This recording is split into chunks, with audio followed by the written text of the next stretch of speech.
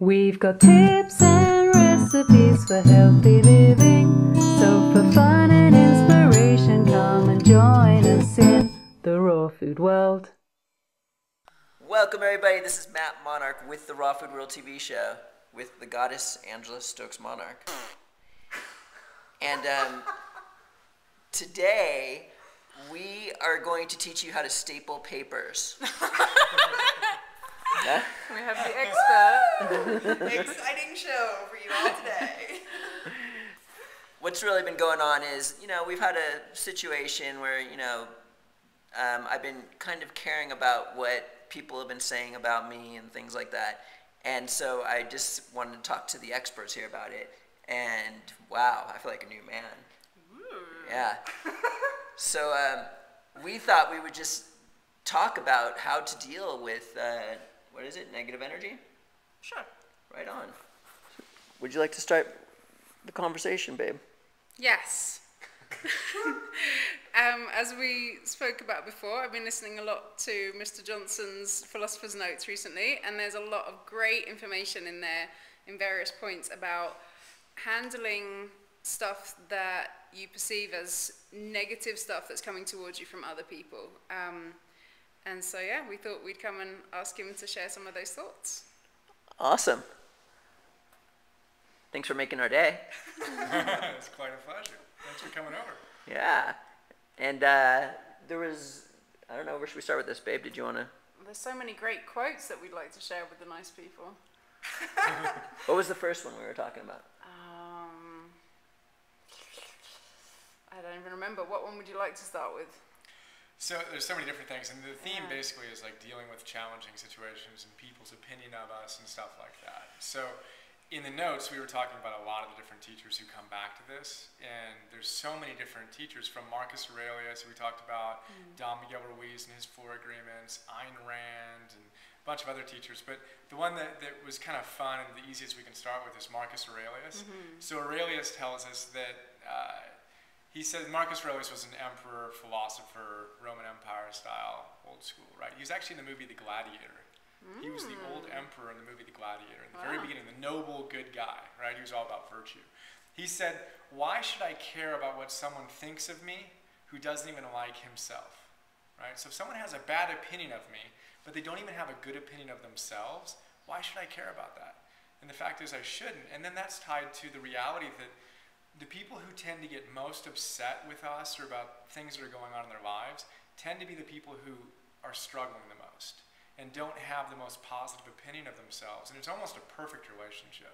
And my hunch is, I know that in my own life, and I know I get most upset with people when I'm most frustrated with myself. So if I'm not creatively expressing myself, I tend to get short with Alexander. And we talk about this a lot in the notes.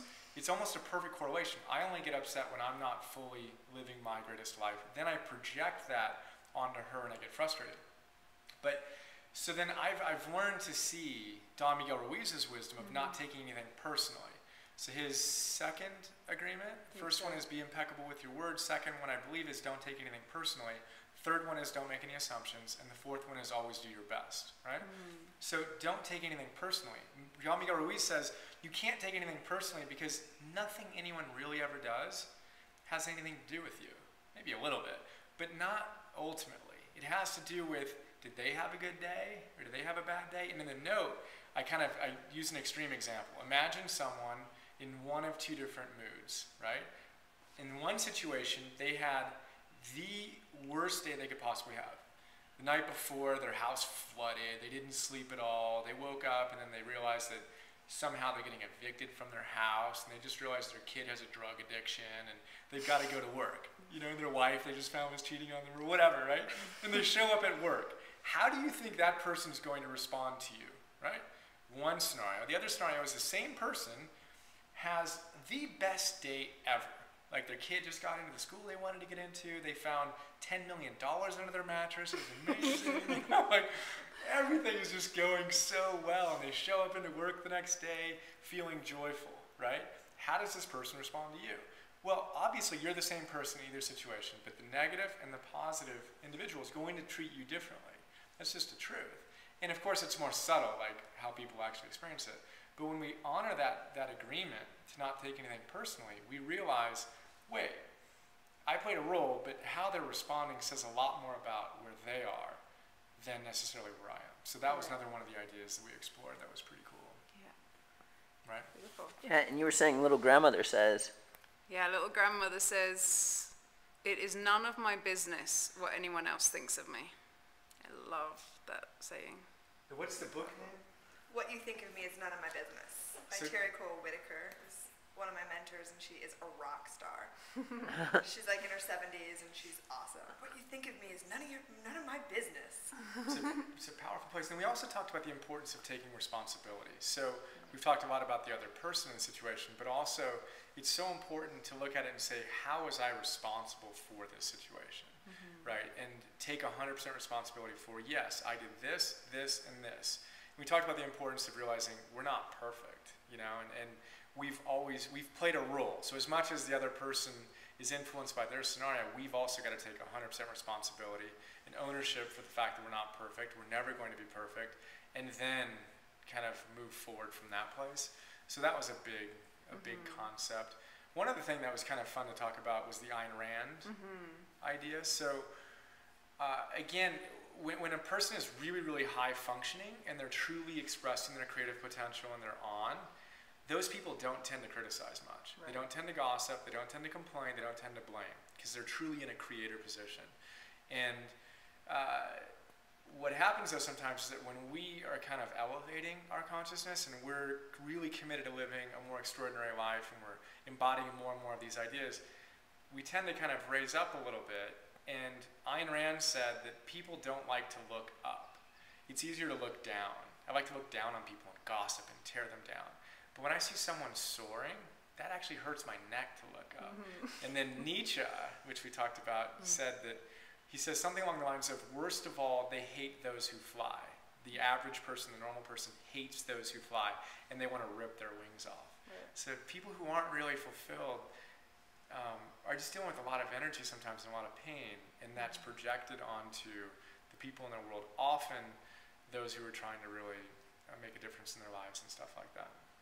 Tell them about the mantra. Oh, the mantra. Do you want to share? No, go ahead.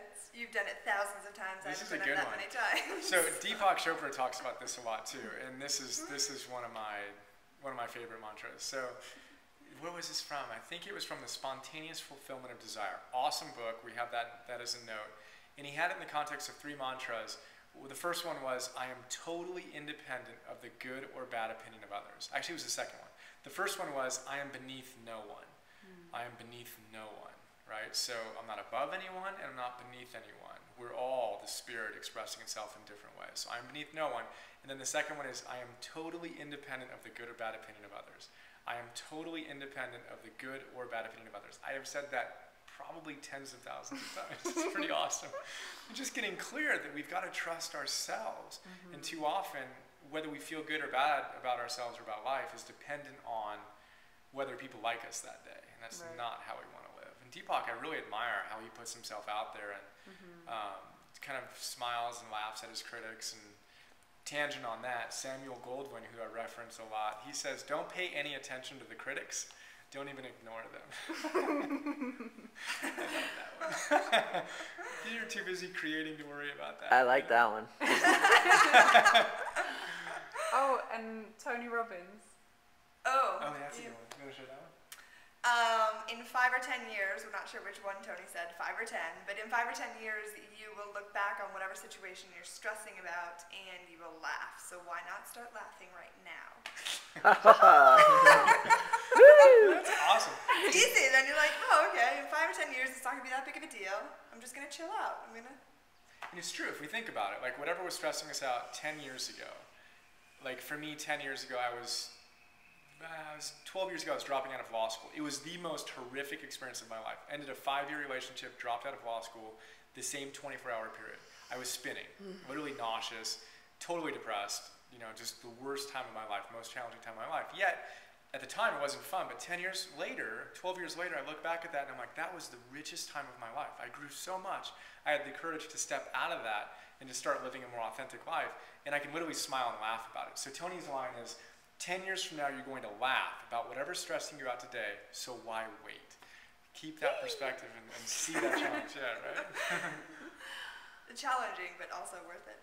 Yeah, that's just practice. Then you practice in little things. Like, whenever I find myself getting off, it's like, how quickly can I get back on? And kind of cognitive behavioral therapy is about that too, of noticing when you have a negative thought that can be corrected into a more empowering one. And when you do it on the small things throughout your day, then you're in a better position to handle the bigger things with more grace, which is pretty cool. I've got a question. Let's say you wake up one day and you're lacking of sleep, you've got a headache, your nose is runny, you just... Hypothetical. It's never Yeah. I'd have to think about what that might be. Like, you just don't feel well physically, so it's affecting, like, how do you feel positive in those moments? Yeah, awesome. So for me, two things come into my mind. First, we need to realize that we're never going to be perfect. We're never going to be in a state of absolute perfect energy all the time. Everything in nature oscillates. Everything is going up and it's going down. The ocean waves, seasons, night and day, everything has its rhythms. So for me, I used to think that when I really figured it out, I'd be on a constant high. Everything would always be on. And so I would really actually hate myself and be really frustrated with myself when it wasn't like that, So for me, the first step was recognizing, wait, perfection isn't some place I'm ever going to arrive to. I'm going to strive to perfect myself. That's a noble goal, but I'm never going to get there. And there's always going to be oscillations. So when I embraced that was huge for me. And I quit suffering my suffering. You know what I mean? So I would allow those off days to happen, but I didn't get upset about them. So I didn't go deeper into the low part. And then Don Miguel Ruiz, his fourth agreement is always do your best. And he says exactly the same thing. He says, some days you're going to feel really on. Do your best. Some days you're not going to feel good at all. Do your best. They're going to be different levels. But when you consistently do your best, which in this case would include not beating yourself up, and you felt bad, and maybe it was because you actually did do some things that weren't helpful, or maybe it was just random. Either way, what's the best you can do today? So for us, we have a set of fundamentals. It doesn't matter how we feel, we meditate every morning. It is Michael Beckwith, Spiritual Liberation, he says, you need to have certain disciplines that you do no matter what. And he says, what does feeling like it have to do with it? Like you do it, you do this, you do that. For us, it's meditation, it's movement, it's eating well, appreciating one another. But anyway, that's how I approach it. And Sorry, go ahead. One more little thing. What's amazing is that when you do that, for me, I still have oscillations, but my highs are even higher in a true high. They're not like a manic, oh yeah, high. It's like wow, I feel great. I truly feel joy, like God's flowing through me. And my lows are actually even higher.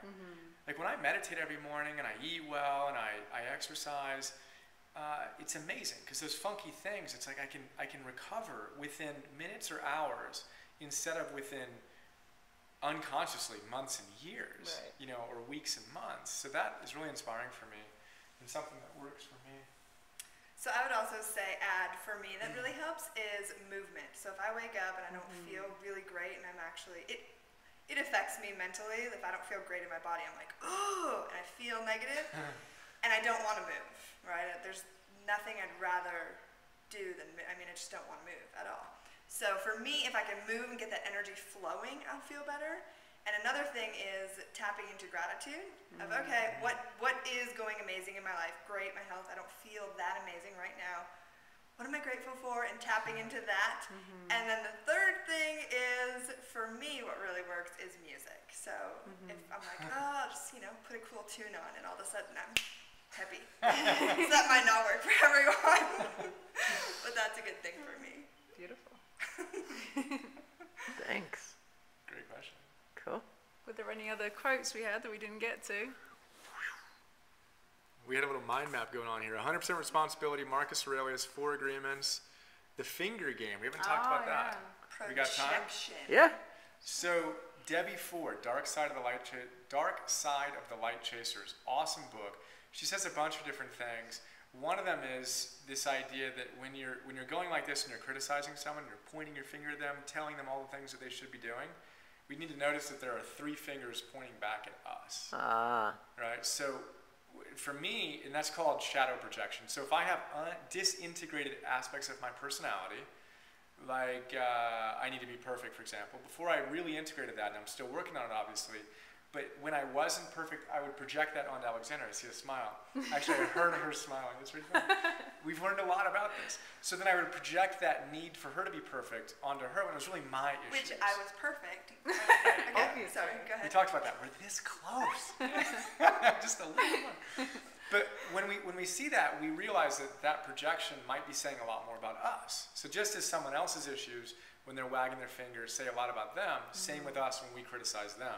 The other cool thing is that there's also a thumb pointing up to our highest potential. I love that. So like, what is our highest potential in that moment? Right. That's pretty cool. Shadow projection. And then also, whenever we're lecturing someone on something and saying, you should do this, this, and this, she says, attend your own lectures. Right. Right? Because whatever it is you're professing so strongly, most likely you need to learn that lesson. Right. So that's pretty cool. And I like to joke about take notes on your own lectures. And when you really do that, you'll stop lecturing because you realize it's for you. That was a good one. Okay, I got one. The Einstein example that I love. That's good, yeah.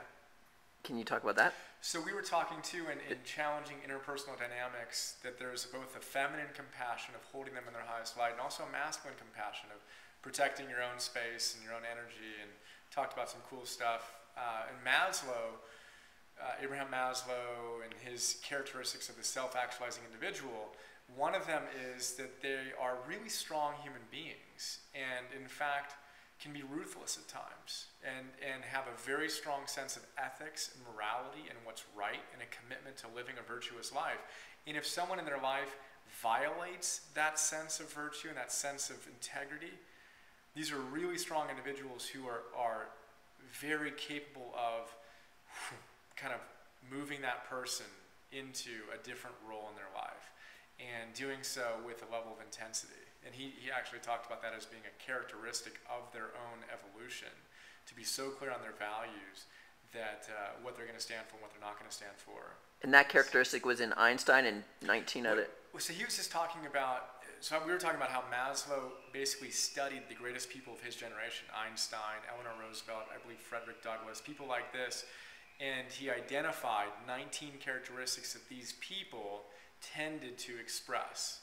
And they also express like things like gratitude and creativity and super high functioning people. They weren't well adapted, you know, to a normal lifestyle, and beautiful, beautiful attributes and characteristics. So how do you think Einstein just simply can cut in an instant like that? Like, I think Einstein realized that he lived in a different world, you know, that he just saw the world differently. And I think that's one of the challenges that we all have as we try to, I think it was Krishnamurti who said, to be well adapted to an unhealthy society is not healthy, essentially. Right. You know what I mean? Like, you don't want to adapt well to an unhealthy society. You need to step outside of that and look at it and say, that's just not right. It's not right that people do this, this, and this, and that the government's doing this, this, and this, and we're marketed to this way.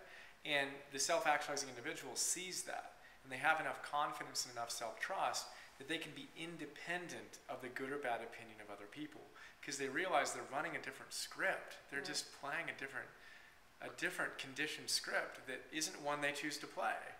And they find, you know, a skillful way to interact with the world, but they're largely independent of the opinion of the world. And when you have that perspective and true self-trust, which is obviously earned over years and decades, then I think you're more easily able to deal with the challenging times, whether it's an individual interaction or critics or whatever it is.